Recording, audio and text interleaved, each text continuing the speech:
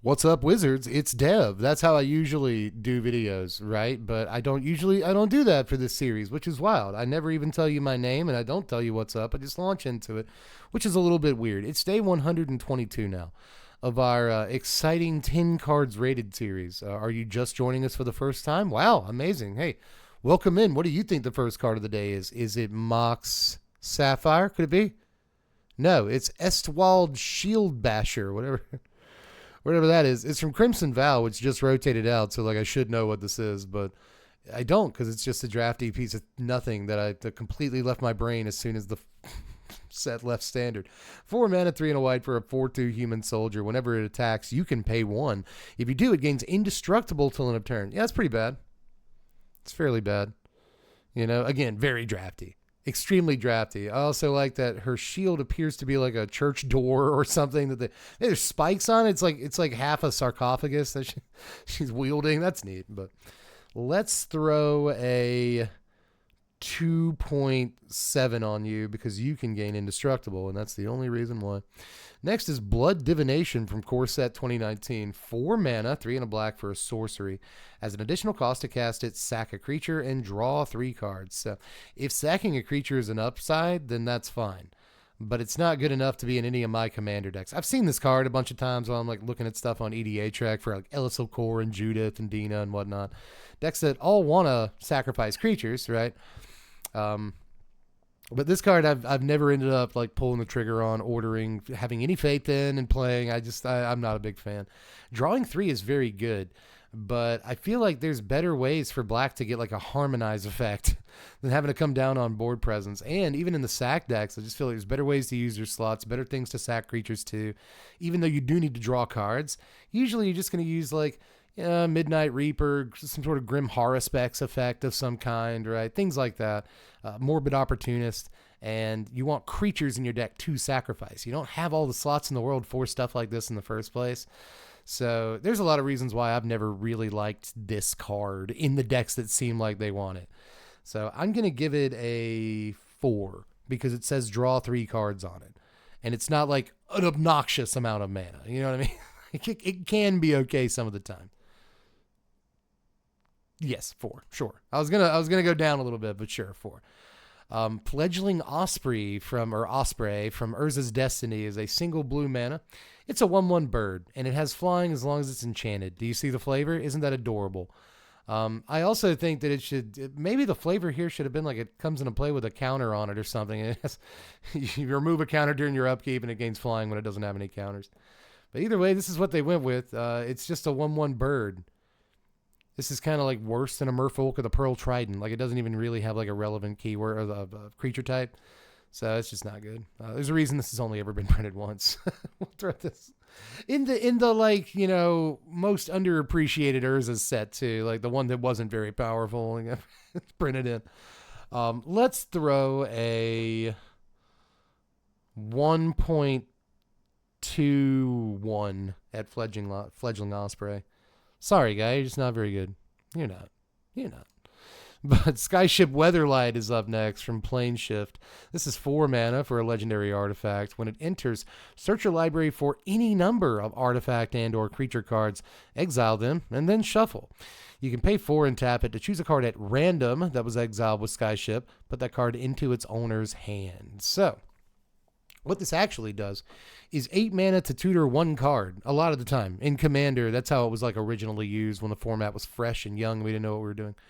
I remember people actually talking about playing Skyship Weatherlight because it can tutor for like, you know, 2 or 3 things like fairly safely, right? And there's not a whole lot of things in Commander that can tutor multiple things. But ultimately, that became tutor the best card in your deck right now, and then next turn, put it in your hand. Or if you have enough mana, put it in your hand now, play it next turn. So I've heard a lot of discussion about Skyship Weatherlight. Very interesting that it's really only been printed this one time. No reserve list or anything like that. Just only ever printed this one time and then never again in Commander product or anything. Still $1.49, but that does not actually reflect a ton of playability. I think it probably reflects some scarcity because, again, it's the only printing of the card. It wouldn't surprise me if at some point somebody had targeted this or will target this in some sort of buyout scheme because, again, it looks Commander playable and it's only been printed once and it's a rare from an older set. So again, this looks kind of prime for that sort of behavior, that sort of stupid garbage. But, you know, the random effect like really does bust up the actual playability, the real world playability of this card, as we call it. So I'm not the biggest fan in the world, but I'm still going to give this because this is a casual commander, you know, series. I'm still going to give this a 4.74 because I think that it probably could be playable, especially in like an Upsal colorless deck or just something a little bit more plotting and methodical that's going to get big mana, you know. I think Weatherlight is still like somewhat playable. I don't think it's that bad, but you know, 4.7-ish is probably where we're going to go with this, to be honest. But we'll move on to Forest. It's Forest, gets a 5, doesn't count. Next is Merfolk Sovereign. This is from Magic 2010. This is 3 mana, 1 and 2 blue for a 2/2 Merfolk. Other Merfolk you control get +1/+1. You can tap it, and a Merfolk becomes unblockable this turn. Altogether, likely better than Lord of Atlantis in some situations. Now, Lord of Atlantis doesn't have to tap. You know, it can make all your guys unblockable if they have an island. And, like, sometimes you turn one of their things into an island. Often you turn one of their things into an island, you know. And Lord of Atlantis just is going to be better than this. But, you know, obviously there are in-game situations where you don't have to, like, play a bad card in your deck that makes one of their lands an island or something. And this is a little bit better. Just get your, like, largest, sexiest Merfolk through for, like, 8 damage, and you can make it work. But this is a pretty slick little Anthem effect that I'm surprised is not a little bit more expensive, even given all the printings. I would expect, and it's not like $1 million, it's like 5, you know, like I would expect this card to get to be a little bit more expensive. But oh, how fish have fallen. Nobody cares about the poor fish anymore. It's really sad. A Merfolk being unblockable once a turn does seem like very good to me. So I'm going to give this, again, this is in the context. This is how you have to do it with these creature type matters cards. In the context of like the decks that it goes in, I'm going to give this card like a 6, you know, but just all together, well, it's like a 6.5 in the decks it goes in, but just all together as a Magic card, like a 5.4, you know. It's a Merfolk Anthem effect that makes a guy unblockable. It's really good. Like, I think that's pretty good. I'm overrating this. You have to wait a turn to use the ability, and you have to tap it down, and it only works on one guy. I'm overrating this, aren't I? 5.3. Whew, a whole 1/10 of a point. That makes all the difference. Magical Hack is up next. Oh, how I love you. Magical Hack. Let's read how the card used to be worded first. Okay, it's actually not worded that much differently, so I won't have to like read it and then the Oracle text. Surprisingly, Magical Hack was just kind of simple from the beginning. This is a single blue mana for an instant. Change the text of any card being played or already in play by replacing one basic land type with another. For example, you can change Swamp Walk to a Planeswalk. So this is what justified back in the day having a bunch of color hosing cards, right? So let's say I want to play Tsunami, which destroys all islands in play, and it costs 4 mana. It costs 3 and a green. So if I have 5 mana, now I can, while that is on the stack, while Tsunami's on the stack, I can change it to Mountain, and it destroys all the mountains in play instead. Magical Hack is a sick card, dude. I love Magical Hack. I'm kind of really, and it really surprises me that it's still holding price, right? A 4th edition Magical Hack, just 4th edition Magical Hack, $5. 5th edition, $7? Huh? You know, like revised edition, $4. That's wild. It's actually kind of wild that this card is holding up as much as it is, like price-wise. Is 5th edition the last printing? No, it had printings. Oh, it is. It is. Before 30th anniversary. So, yeah, I guess the card hasn't been printed a ton outside of older sets. For what it's worth, you know, unless you want to get a unlimited edition one, I like the inking on revised cards. I think that the inking on revised cards is kind of beautiful. And it's the cheapest you can get it is from revised. Just a really neat card that I think you can probably, I think that there are like freestyle tricks on the commander table that really would wow people. If you crack out the hack, dude, crack the hack and see what you can do with it, because like this card is actually pretty powerful. I'm going to ask the audience on Magical Hack, what do you think of this? What would you rate it? Here are the downsides. It's a card in your hand that rots there until you can actually use it, and the times you can use it might be fewer and farther between than you think. You can use this against your opponent's cards. Yes, I guess that's an upside. You can use this if your opponent's playing color hosers and just kind of judo flip them against your opponent, which is pretty disgusting, right? But ultimately, there are going to be downsides to this. It's a slot in your deck. It costs some mana to kind of do nothing the whole game. It rots in your hand until it does the thing. And you kind of 2-for-1 yourself to do the thing. Because not only does it cost a slot in your deck, it costs a card in your hand, right? Which is a big deal. So there are definitely obvious downsides to hack. But I'm still going to give this like a 6. There's a reason they stopped printing this card. There's a reason they stopped printing this card. It is quite powerful. Despite like appearances, this card is actually gross, and especially given the context we have of all of Magic history nowadays, like what this card is kind of capable of. It's obviously pretty rancid. Like what it can do is very good. So let's move on to Settlement Blacksmith from Assassin's Creed. I have never seen this in my life. 3 mana, 2 and a white for a 3/3 human artificer. When it ETBs, if you control an equipment, draw a card. Okay, solid guy, I'm not actually sure he makes the cut in like Boros Equipment's decks in Commander. I'm really not. I think there might be 36 better ways to use your slots, your non-land slots than this guy. Did I say 36? I meant like 65. Again, standard. There may be 65 better ways to use your slots than this guy, but he's still okay. Yeah, he's still fine. I'll give him a 3.9. Why not? How many cards is that? Like 7? Yeah. Anyway, next is Horn of Deafening. Pretty bad card. Critically not very good card. 4 mana for an artifact. You can pay 2 and tap it to fog 1 creature for combat. So a creature does not deal combat damage this turn. Once you have this on the table, and the mana to use it too, it isn't bad. This was better back then. Back then, it was not hard to it wasn't uncommon to see your opponent drop a Horn of Deafening and kind of groan a little bit, right? Like they have Maze of Ith over there, and now they also have Horn of Deafening. So in their control deck, they now have enough mana to hold up Horn of Deafening and Maze of Ith your guys. So that's 2 dudes just removed from combat, and they can remove your dudes, and they can hold up counterspell. Horn of Deafening, I'm telling you, was played back then. It really was. But nowadays, it's basically 6 mana to do the thing the turn that you play it, and that's too much to fog 1 guy. It's just too much. If you untap with it and play, it starts getting a little bit better and paying dividends, but still, especially late in the game in a modern context, you're getting swung into by 5 guys. So that's a lot of burgers. That's a lot of meat, as they say. It's what's getting rid of their biggest guy going to do for 1 turn that you have to pay mana for when they're also hitting you with 4, 3, 4, 5 power creatures apart from that one dude. So again, I don't love Horn of Deafening nowadays, but this is a casual commander kind of vibe that we do over here in this series.